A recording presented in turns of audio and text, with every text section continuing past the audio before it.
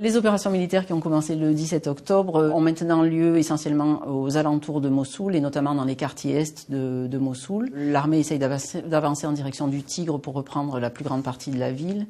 Et il y a un deuxième front qui s'est ouvert au sud de Kayara, en direction de Shirkat et d'Aouidja. L'exode qui avait été attendu ou plutôt annoncé par la communauté internationale n'a pas eu lieu en tant que tel, puisqu'il était question dans les premiers jours des opérations militaires de potentiels déplacements de 250 à 300 000 personnes. Aujourd'hui, il y a environ 95 000 personnes qui se sont déplacées, principalement des villages qui entourent Mossoul, qui ont été vidés de leur population au fur et à mesure de l'avancée des troupes irakiennes.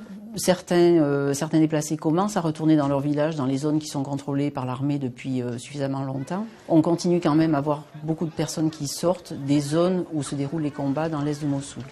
Donc ces personnes se rendent dans des camps qui avaient été prévus justement dans la perspective d'un déplacement massif de population dans la zone d'Hassan Cham et de Khazir, notamment à quelques 40 km à l'est de Mossoul.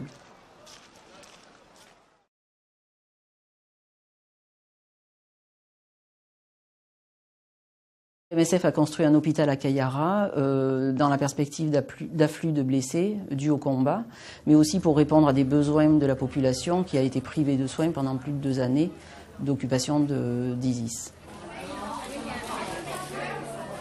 Dans cet hôpital, nous avons une salle d'urgence qui accueille aussi bien des urgences médicales que chirurgicales, qui accueille aussi bien des enfants que des femmes, que des hommes, tout type de traumatisme et d'urgences médicales. L'hôpital est également équipé d'une salle d'opération pour de la chirurgie.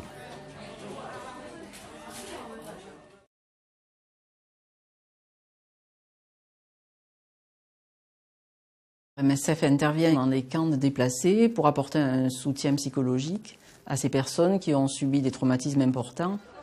Les équipes de MSF, composées de psychiatres, de psychologues et de conseillers psychosociaux, prennent en charge des patients qui souffrent de stress post-traumatique, qui souffrent également de dépression et qui n'ont pas bénéficié de soins pendant plusieurs années. Nos équipes s'occupent essentiellement des cas les plus sévères. MSF essaye de prendre en charge le plus rapidement possible les personnes après leur arrivée dans les camps. Ces personnes, généralement, ont vécu dans des conditions difficiles durant leur occupation par Daesh. Elles ont également vécu des situations difficiles au moment des combats dans leur village ou proche de leur village ou dans Mossoul. Et toutes ces personnes déplacées subissent également le stress de se retrouver dans un camp loin de leur maison, loin de leurs conditions de vie habituelles.